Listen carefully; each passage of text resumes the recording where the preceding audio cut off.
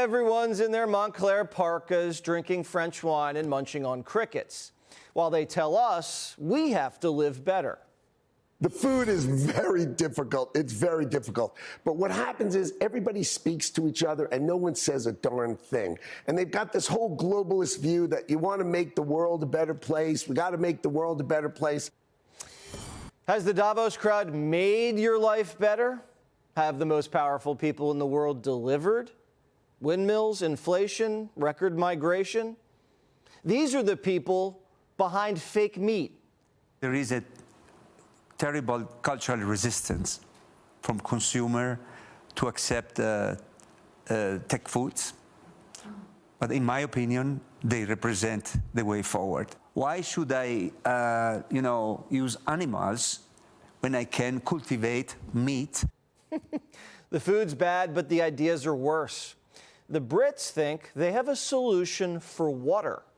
Water is essential to life. What's exciting to us is that this is a practical problem that we can solve. Not only can we solve it, but actually the way to solve it is to make it a business.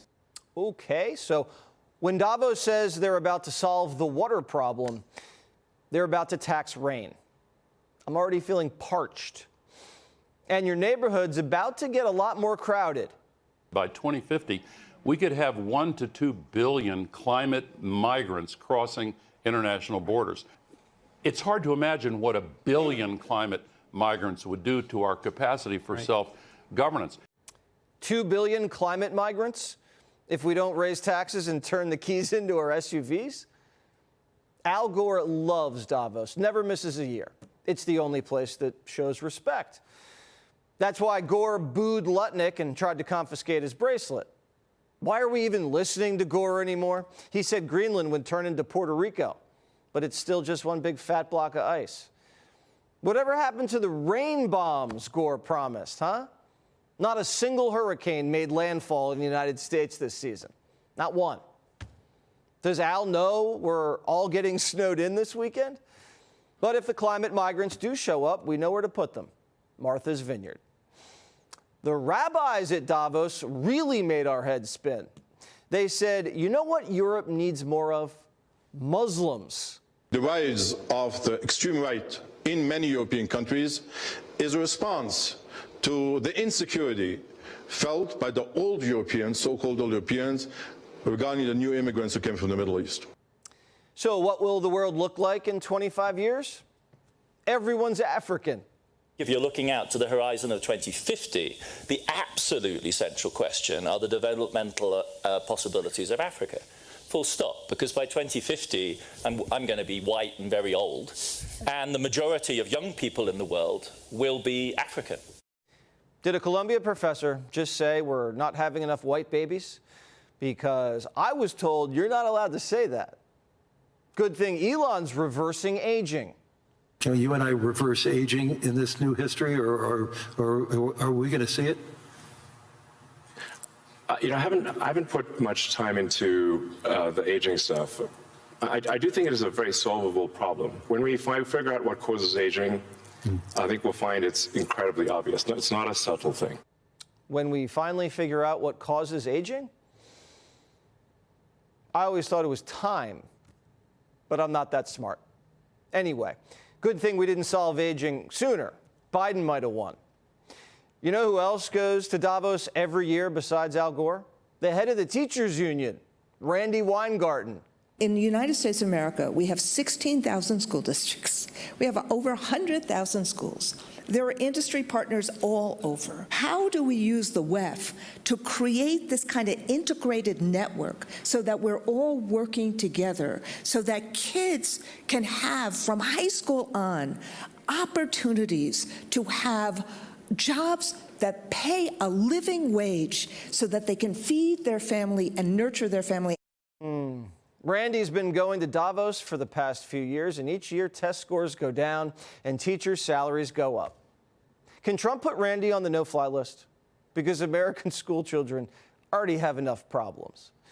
Larry Fink, the CEO of BlackRock, was in charge of Davos this year, and he's getting rave reviews. But not everyone's a fan. What does the spirit of dialogue actually mean, Larry? Does it mean anything? Is it like pretending you care about the carbon footprint coming here on a private jet. Why are your bodyguards such thugs, sir? Isn't that the true Larry Fink? You have all this BS about conversations and dialogue, but underneath it, you're a thug.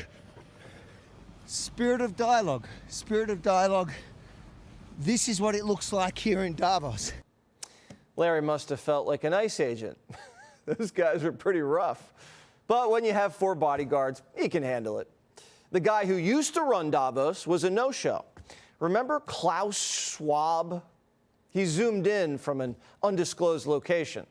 We are missing in our society 2 fundamental pillars. It's truth and it's trust. And without restoring those pillars, we will not be able to solve the big global issues which we face at this moment. Klaus is right. We stopped trusting them. We caught him in too many lies. The Russia hoax, the laptop, the lab leak, Biden's brain. The reason people like Trump is because he tells the truth. And sometimes the truth hurts, but that's okay. No pain, no gain. The president flew to Europe and told them that the continent's on its deathbed and promised that America would never die. Common sense shattered globalism, shattered the Cold War order. But the Europeans and the Democrats, they're still clinging to the past. Like 5 years ago, when they told us men could get pregnant. When somebody asks a Democrat, can men have babies?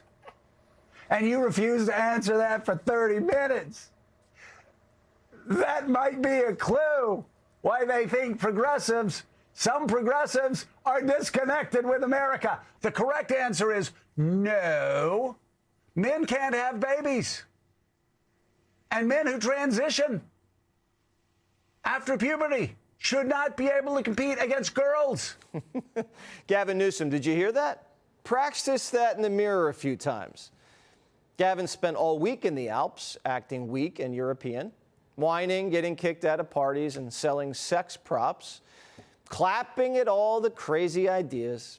He was a little creepy, even for Davos. I think Gavin Newsom may be cracking up with some of these things he's saying. I think he may be in over his hairdo. But to say strange things like President Trump is a Tyrannosaurus Rex, what the hell does that mean? You know, I could say Gavin Newsom is a brontosaurus with a brain the size of a walnut. And you know, if you brought the knee pads, maybe that was for his meeting with Alex Soros. What knee pad Newsom does on his personal time, none of our business. But good thing he brought his knee pads, because he ran into Daddy. Mark Halperin reports that Trump ran into Gavin and sat him down for a little father-son talk. Right before Trump's speech, the two met backstage, and the two of them just joked around, had a good old time. POTUS even said, Gavin, we're good. Newsom even talked to Susie Wiles and Caroline Levitt. Everyone was friendly, except Miller. Miller stood back and watched Gavin's hands in case he was going to try something.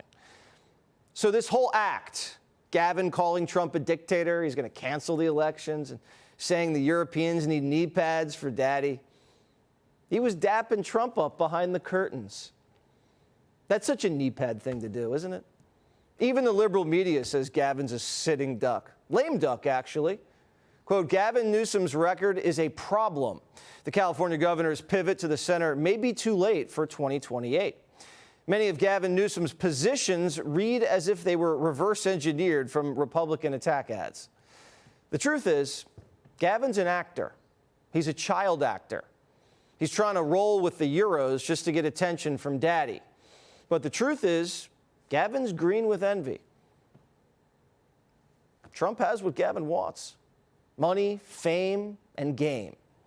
That's why he imitates him. Trump gets it. He doesn't mind Gav. He just wants him to grow up, be his own man. But can you be a man when you cross your legs and can't define one? Hey, Sean Hannity here. Hey, click here to subscribe to Fox News YouTube page and catch our hottest interviews and most compelling analysis. You will not get it anywhere else.